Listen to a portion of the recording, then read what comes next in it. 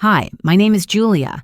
I used to believe family meant safety, that no matter how hard life got, you'd always have a place to land.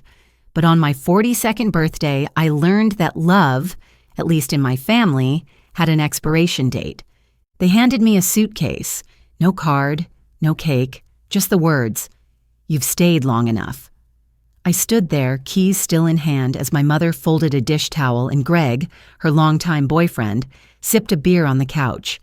No eye contact, no explanation, just space. That's what they said they needed. Space. We lived in Wilmont, a quiet little town nestled against the Vermont hills. It's the kind of place where the leaves turn fire orange in October, and everyone knows how many sugar packets you take in your coffee. I moved back here 6 years ago, when my father had his stroke. Mom couldn't manage alone, and I couldn't live with myself if I didn't help, so I stayed. At first, it was just a few weeks. Then came the doctor's visits. Then Greg moved in. Then Dad passed. And suddenly, I was the one keeping the roof from caving in, literally and figuratively. I took on the grocery runs, the bill payments, the late-night shoveling when the snow hit hard. Greg lost work twice. I picked up a second shift at the animal clinic. Mom stopped driving after her eyesight got worse. I became her chauffeur, her scheduler, her buffer. And somewhere in all that, I lost my place. Not physically, not at first, but emotionally, I was already gone. That night, I sat in my car a little longer than usual. The porch light blinked like it always did when the wind came off the hills. The only thing in the passenger seat was a small, lopsided chocolate cake I'd picked up from the gas station bakery. $5.99, stale frosting. I hadn't expected a party, but a happy birthday would have been nice. Inside, the kitchen smelled faintly of reheated chicken.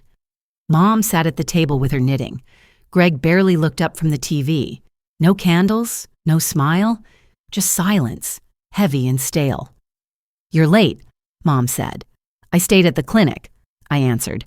"Ellie's dog had a seizure." She didn't respond. Greg grunted and reached for another beer. Dinner was already plated, overcooked rice and dry chicken thighs. No spot set for me. I took a seat anyway. We ate in silence.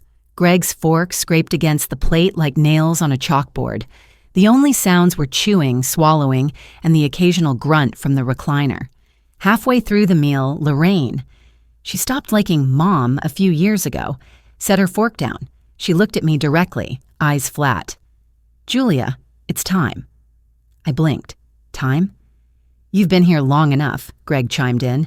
"We're turning the upstairs room into a guest suite. Might rent it." I stared. "You're kicking me out."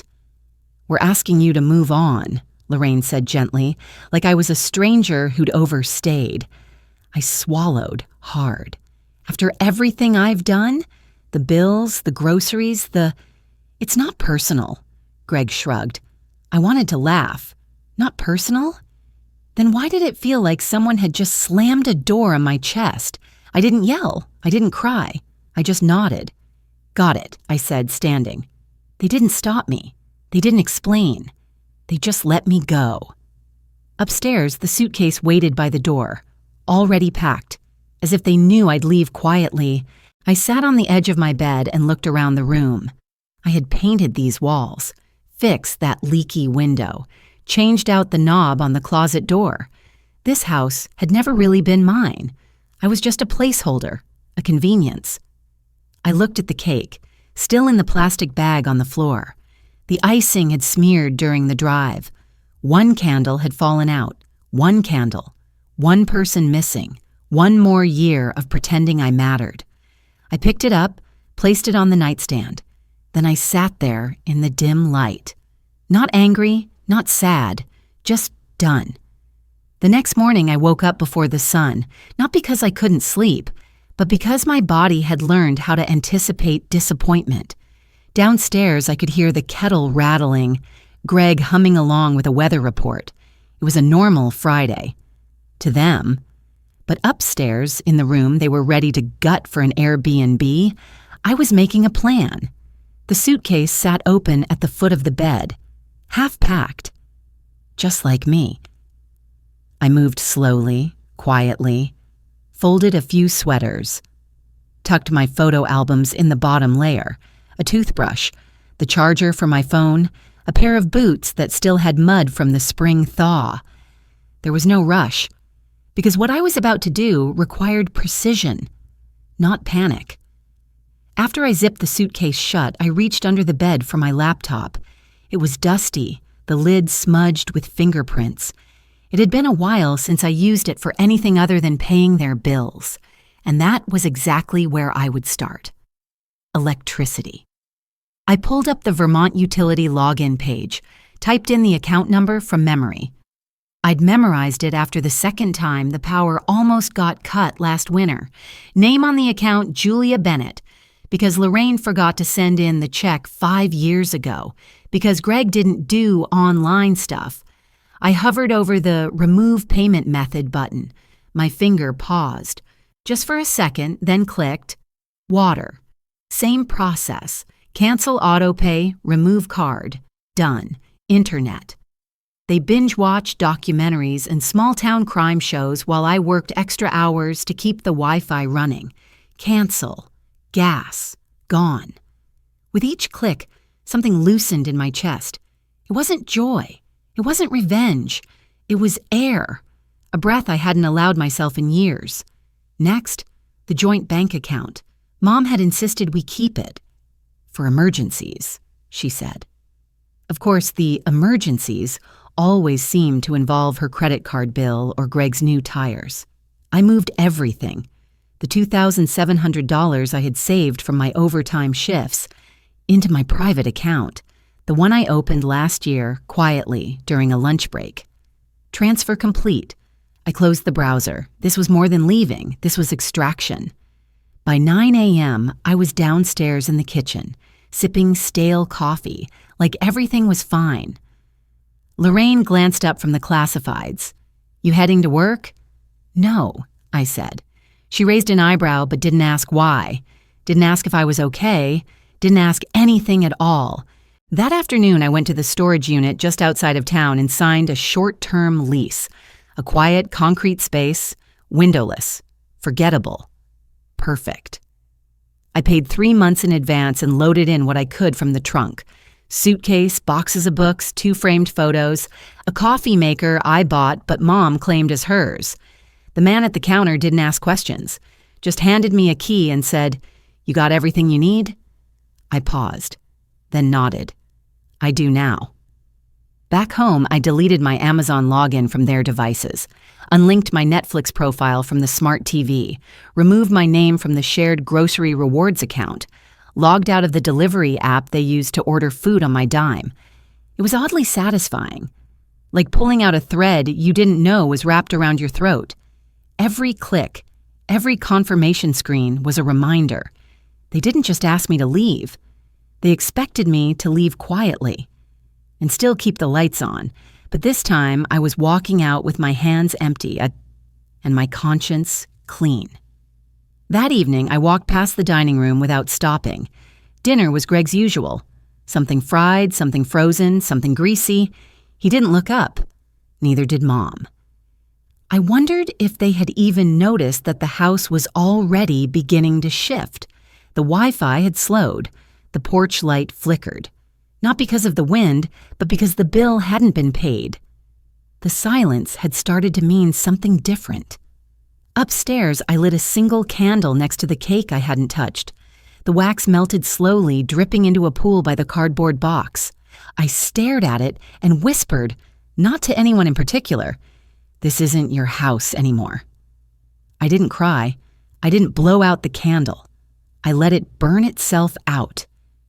The next morning, I slipped out early. No suitcase, no dramatic speech, just a duffel bag and my car keys. I drove past the old high school, the church with peeling paint, the diner where I used to waitress in college. None of it looked different, but I did. I arrived at Nora's apartment just before lunch. She was an old friend from town, one of the few who didn't ask questions when I texted, "Do you have a spare room for a few days?" She opened the door in slippers and a robe, holding a steaming mug. "You okay?" she asked. "I will be," I said. She didn't push, just stepped aside and let me in. Later that night, after I settled into her spare bedroom with its mismatched quilt and lavender-scented sheets, I checked my phone. 5 missed calls, 3 voicemails, all from Lorraine. I didn't listen, but I didn't delete them either. Not yet, because something told me this wasn't over, not by a long shot, but for once I didn't feel afraid. I felt ready. Nora's apartment had that kind of quiet you don't notice until you've lived without it. The kind where no one's yelling from another room. No one's slamming drawers just loud enough to make a point. Just the hum of a fridge, the creak of old wood, the sound of your own thoughts settling. I'd only been there 2 nights, but it already felt like home. We didn't talk much the first day. Nora gave me space. A clean bed, some soup, and a pair of old socks that didn't match. She didn't ask about Lorraine or Greg, didn't ask why I left. She just let me be. And that silence, that acceptance.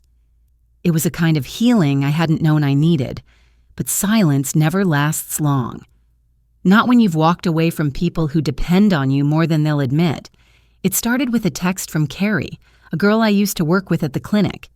"Hey, did you see what your mom posted?" I hadn't. I didn't follow her on social anymore. But curiosity cracked open something I'd tried to keep closed. I clicked the link, and there it was. Public, dramatic, and just manipulative enough to seem true. Some people will throw away their own mother just for freedom. I never imagined that one day I'd be abandoned by my own child, after everything we did for her. Greg's not well. I'm not well. Please pray for us. The post had been up for less than 4 hours, already over 100 likes, dozens of comments. So sorry, Lorraine.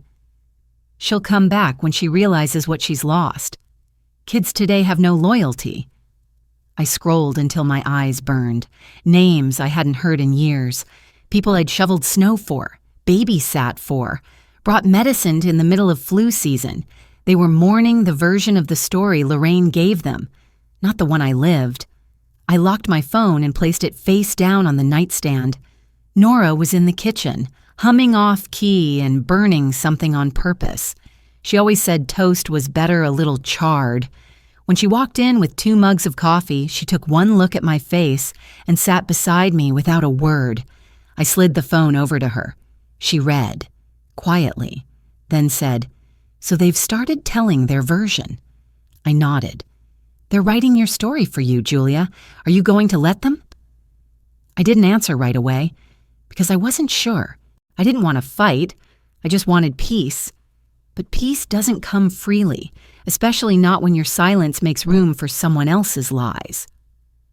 That afternoon, I pulled out an old accordion folder from my duffel bag, a last-minute grab I almost didn't bring.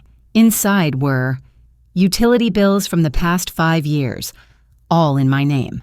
Bank statements showing monthly payments to their mortgage.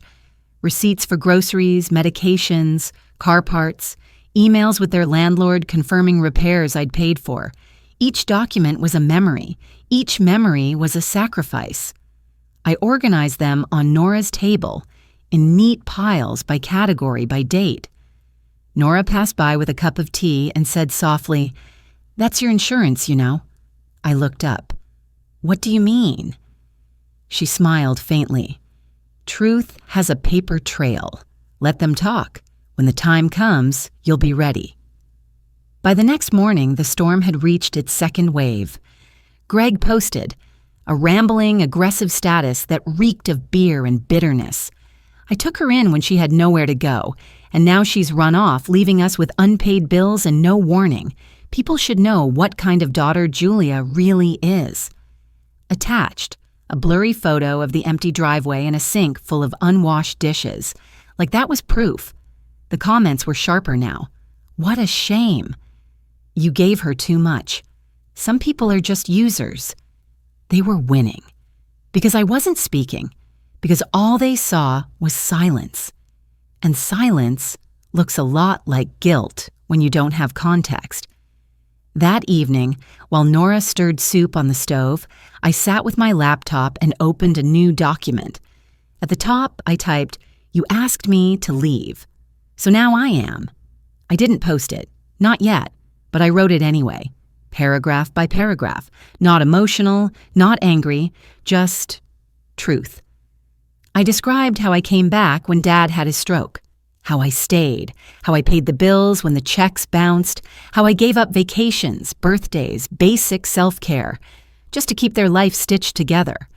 I listed the bills, the repairs, the groceries. I included screenshots, dates, amounts. I didn't use adjectives. I didn't need to. The facts spoke loud enough. When I was done, I saved it to a folder labeled, "For when they take it too far," because I knew they would. 2 nights later, Nora and I went down to the town's autumn street fair. Pumpkin displays, booths selling candles and knit scarves, the smell of cider in the air. I hadn't planned to go, but staying hidden started to feel like surrender.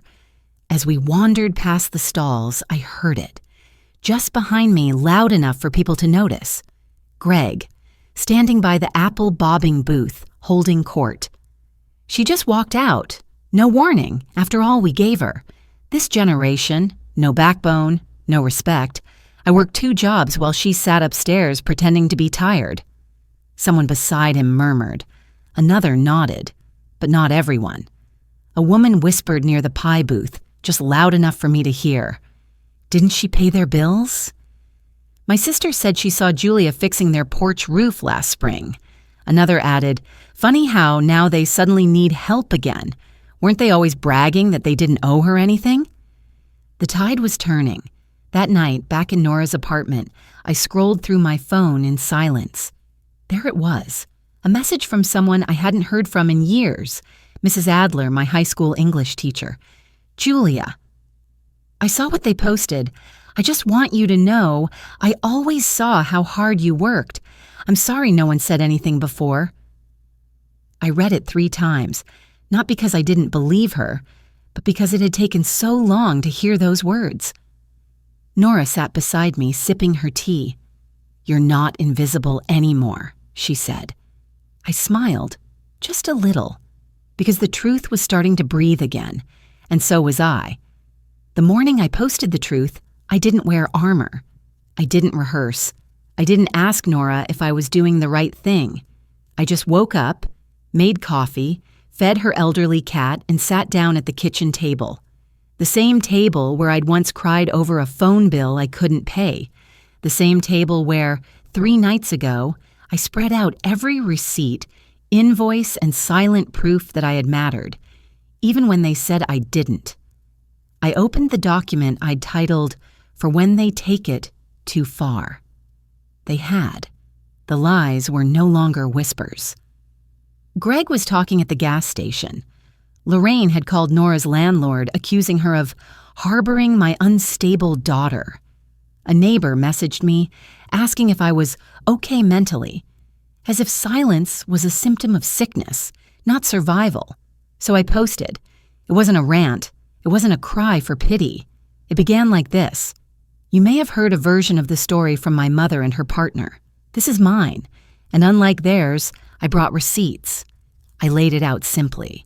No exaggeration, just dates, numbers, photos of bills with my name on them, scans of the mortgage transfers, screenshots of my bank app from the nights I sat up moving money to save the electricity, again. And then I ended it with this. If choosing peace over obligation makes me a bad daughter, then I'll wear the title proudly. But don't confuse silence with guilt. I didn't disappear.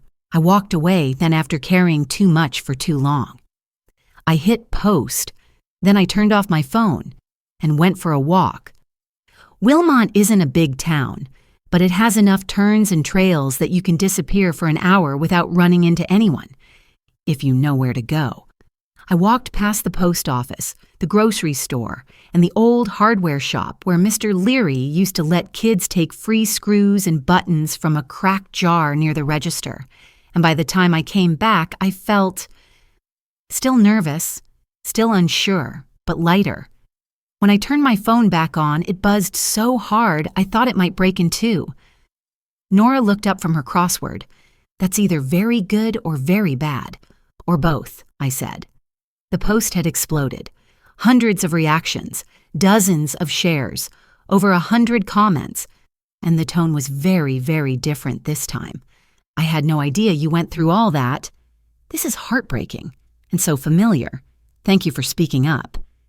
You don't owe anyone your life, Julia. You gave enough." This makes me think about how we treat daughters in our families. People I hadn't heard from in years reached out. A woman I barely remembered from high school messaged me to say she went through something almost identical. A cousin who had always taken Lorraine's side apologized and offered to help me find a new job in Burlington. But the part that shook me the most was a comment from Lorraine's own sister, Aunt Karen, someone I hadn't spoken to in over a decade. "I tried to warn you when you moved back in. I love my sister, but she's always taken more than she gives.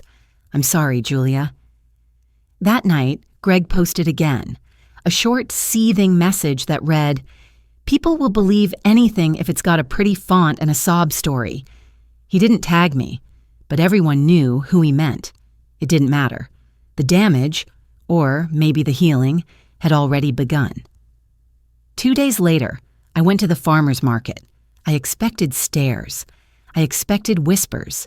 Instead, I got nods, a smile from Mr. Carlson at the bread stand, a quiet "good for you" from the woman who sells honey and lavender soap.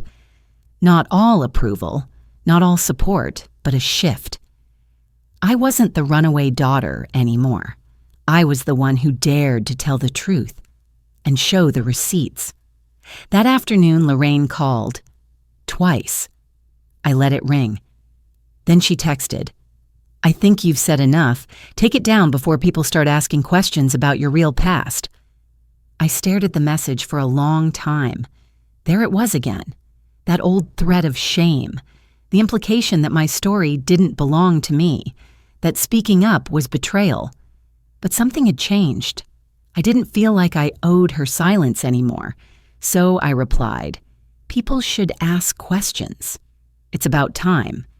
She didn't respond. Later that evening, Nora made soup. Again. She did that when she knew I needed comfort but didn't want to talk. As we sat by the window, watching the last leaves fall in the yard, she looked at me and said, "You did something brave." I shook my head. "I just told the truth." "Exactly," she said. "And that's the bravest thing women like us can do." I don't know what comes next. Lorraine and Greg haven't spoken to me since. I heard they tried to post a rebuttal, but by then the community had moved on, and the louder they got, the more foolish they looked. It turns out, when someone's lied long enough, all it takes is one clear voice to make the noise stop. And now, the quiet is finally mine. The letter came on a Tuesday, folded tight in a plain white envelope, tucked between a grocery store flyer and a heating bill Nora had forgotten to open. I didn't notice it at first, but then I saw the return address. Law Offices of Dermott and Leach, Bar, Vermont. My stomach sank. Inside, a cease and desist notice. Official. Stiff. Heavy with implication. They accused me of defamation, public character damage, and emotional distress caused by malicious representation. The letter demanded that I take down my post, issue a public apology, and agree to pay an undisclosed settlement for reputational harm. I read it twice, 3 times. Then I folded it back up and slid it across the kitchen table to Nora. She skimmed it quickly, then snorted. Well, that's desperate. Still, I couldn't shake the weight in my chest. Legal threats were different. They were louder, colder, hungrier. They didn't require the truth, just the right paperwork and enough nerve to fake confidence. And I knew Lorraine didn't hire a lawyer on her own. This was Greg. His style. Push hard, talk louder, bluff big. I didn't take down the post, but I did schedule a consult with a legal aid office in Montpelier. The lawyer, a soft-spoken woman named Renee, listened carefully as I explained everything. She didn't rush. She didn't promise miracles. But when I handed her the folder of documents I'd collected, the receipts, the statements, the screenshots, she raised her eyebrows and said, "You've done more prep than most of my paying clients." She reviewed the cease and desist letter and shook her head. "This is nothing. Just noise. They'd never win." Still, she helped me draft a formal response. 2 days later, Greg posted another message on Facebook. "Some people confuse being loud with being right. Legal action is underway. We'll see what a court says." I didn't reply, didn't comment, didn't even click "see more." I simply posted a quote. "Truth does not require volume, just patience." And let it sit. The townspeople weren't loud either, but they noticed. I began to get quiet signs of support, not in likes or shares, but in little gestures that carried more weight than noise ever could. A handwritten card in my mailbox. "You deserved better." MR, a bag of apples left on Nora's doorstep with no name attached. The librarian waving me past the late Fay counter and whispering, "It's on me today, hun." Even people I didn't know well, people who used to nod politely and walk past, started making eye contact again. A quiet kind of solidarity. The kind that says, "We see you, we know what they're doing, and we're still here." Then came the knock. It was 8:15 in the morning. Nora had already left for her shift at the co-op. I was drinking coffee in my robe. When I opened the door, Lorraine was standing there, alone. No lawyer, no Greg, just her. Looking tired, older. She was holding another envelope. "I thought you might want to handle this quietly," she said. I didn't invite her in. She shifted on the porch, then offered a weak smile. "I didn't know Greg would go this far. He's just upset. He feels betrayed." I didn't speak. She continued, "We're struggling, Julia. Really. People don't talk to us at the market. Greg's boss cut his hours. It's getting hard." There it was. Not an apology, not remorse, just pressure. Just one more attempt to make her discomfort my responsibility. "I'm sorry you're struggling," I said calmly. "But I didn't cause that." She frowned. "But you could make it stop." "No?" I said. "You could." She didn't expect that. Her mouth opened, then closed again. Then she dropped the envelope on the doormat and walked away. Inside, I opened it. Another printed letter. No legal firm this time. Just her own words. An attempt to negotiate. "If you take down your post and stop telling people our business, we won't pursue anything. I'll tell Greg to back off. We'll leave you alone." There it was again. Silence in exchange for peace. But I'd already learned peace that requires your voice is never peace at all. I tore the letter in half, then made a cup of tea, and sat in the sun. That weekend, Nora and I went to the town's second-hand book sale. The library was buzzing with soft chatter and the smell of dust and coffee. As I browsed a shelf of worn novels, I felt a tap on my arm. Mrs. Leary from the bakery. She looked nervous. "I hope this isn't weird," she said. But I wanted to say, "What you did, that post, it helped me. My daughter went through something similar. She never told me until recently. I just wanted you to know." I smiled. The real kind. "Thank you. That means more than you know." She nodded, then slipped a note into my hand before walking away. "They can say what they want, but you've got the truth. Keep going." Later that night, I went for a walk alone. The air was turning colder, but it felt good. Clean, sharp enough to wake me up from the weight of it all. No one followed me. No one shouted from a porch. No angry phone calls. Just me. The sidewalk.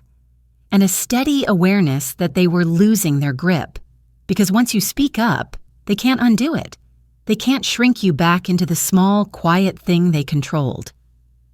I looked up at the moon. Exhaled. This was what freedom felt like.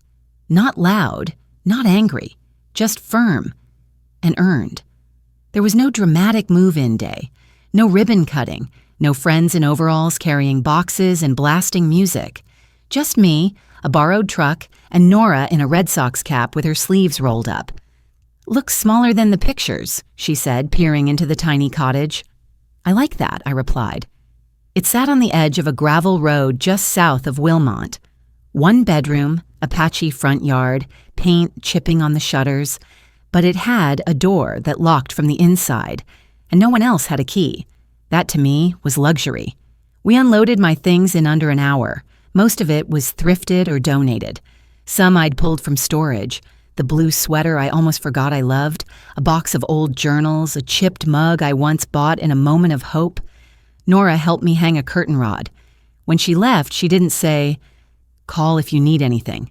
She just said, "You're doing great," and drove off. And for the first time in years, I stood in a space that was mine, not borrowed, not tolerated, not shared, and I breathed like the air belonged to me. The first night was quiet, too quiet almost. I kept expecting someone to knock or yell or call my name down a hallway that no longer existed. Instead, I heard crickets, the tick of a cheap wall clock, and my own thoughts not screaming, just whispering.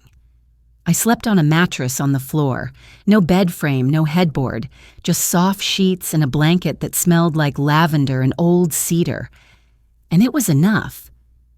In the mornings, I made coffee and watched the light come in through the uneven blinds. Sometimes I read, sometimes I did nothing.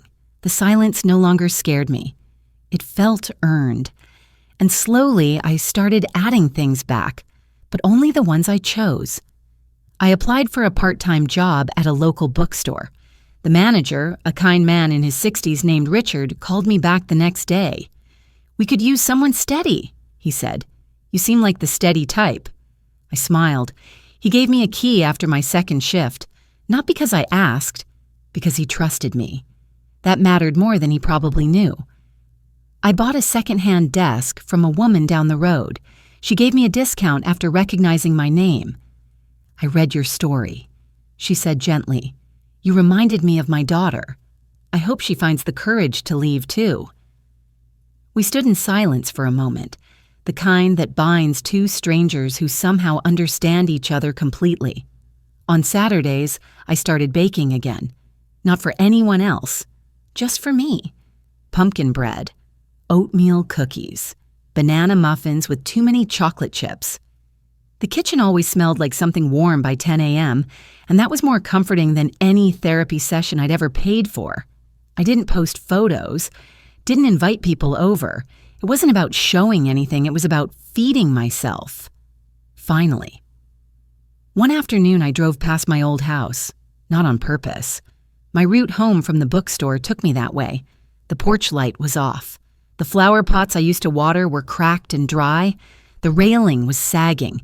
And for a brief moment, I felt nothing. No ache, no resentment.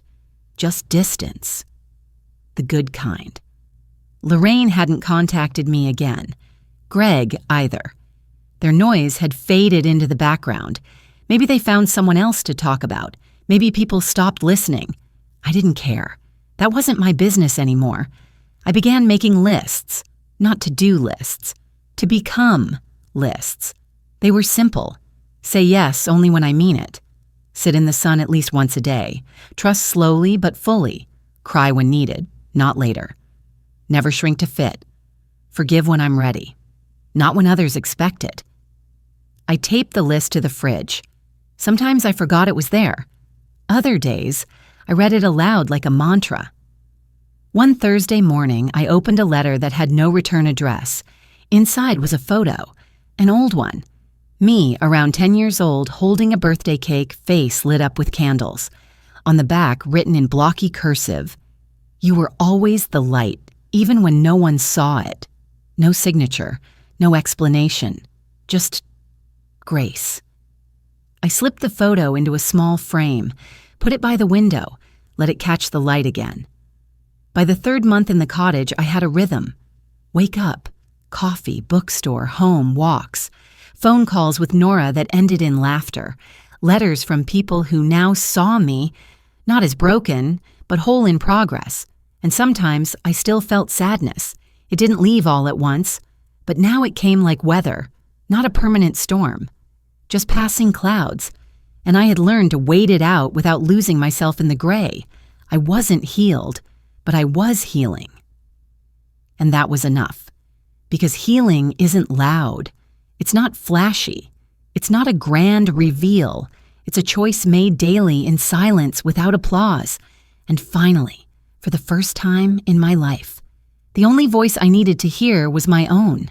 It was a quiet Saturday morning when the letter came. No name on the envelope, no return address. Just my name, Julia, written in a shaky, unfamiliar hand. I almost didn't open it. I was halfway through dusting the bookshelf, halfway through a second cup of coffee. But something about the curve of the J, careful, intentional, made me stop. Inside, folded in thirds, was a piece of thick stationery, the kind older people used, not typed, not emailed, just ink and weight. There were only 2 sentences. You didn't imagine it, it really happened, and you were right to leave. No signature, no date, nothing else. I sat there for a long time, the paper resting on my lap like a hand on my shoulder. Gentle, solid, unspoken comfort. I'll never know who wrote it. Maybe Aunt Karen, maybe someone who lived near us, who saw more than I realized, or maybe someone like me, a daughter who'd once stayed too long, carried too much, and finally walked away. Whoever it was, they didn't need credit. They just needed me to know. It wasn't all in my head, and sometimes that's all we really need. Later that afternoon, I stopped by the bakery. The young woman behind the counter, Annie, smiled when she saw me. "Pumpkin bread again?" "Actually," I said, "do you have any cake?" She tilted her head. "Birthday?" "Kind of," I said. "Mine, late." I bought a small chocolate cake. Nothing fancy. No candles. When I got home, I placed it on the kitchen table, cut 1 slice, poured a glass of milk, sat in the sunlight with the window open, and I ate it. No one sang, no one clapped, but this time I didn't feel forgotten because I remembered myself. The truth is, not all stories end with a final scene. Some just slow down, soften, shift. Mine didn't finish with confrontation or courtroom drama. It ended with quiet mornings, a safe home, and the absence of fear. It ended with me, making tea in my kitchen, humming to a song only I could hear. Sometimes I get messages, strangers, old classmates, even former clients from the vet clinic. They say things like, "Your story helped me leave. I showed your post to my sister. Thank you for reminding me that I'm not crazy." I don't always respond, but I always read them, because they remind me that the truth, even whispered, travels farther than lies ever could. I still keep the letter in a drawer beside my bed, not because I need proof anymore, but because some words deserve to be kept close. It's not long, just those 2 sentences, but it says everything I once needed to hear. And every now and then, when the wind howls outside or doubt starts to creep in again, I read it, and I remember I was right to leave, and I was right to stay gone. If you're reading this, or listening to it, and wondering if your pain is real, if your exhaustion is justified, if your silence has meaning, it is, it does. You are not ungrateful for choosing peace. You are not cruel for choosing distance. You are not broken for finally telling the truth.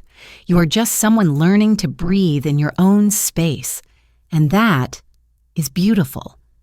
So this is how my story ends.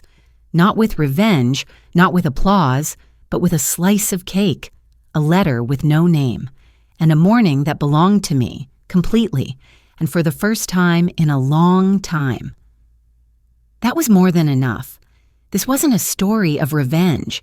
It was a story of choosing peace, even when it meant walking alone, of letting go without bitterness, of speaking the truth, not to win, but to heal. If you've ever been dismissed, used, or quietly pushed aside, let Julia's journey remind you, you don't owe anyone your silence. You don't need their approval to rebuild. And love, real love, doesn't control, it respects. Thank you for watching. If Julia's story touched something in you, please like, share, and subscribe. And always remember, your voice matters, and your healing is your own.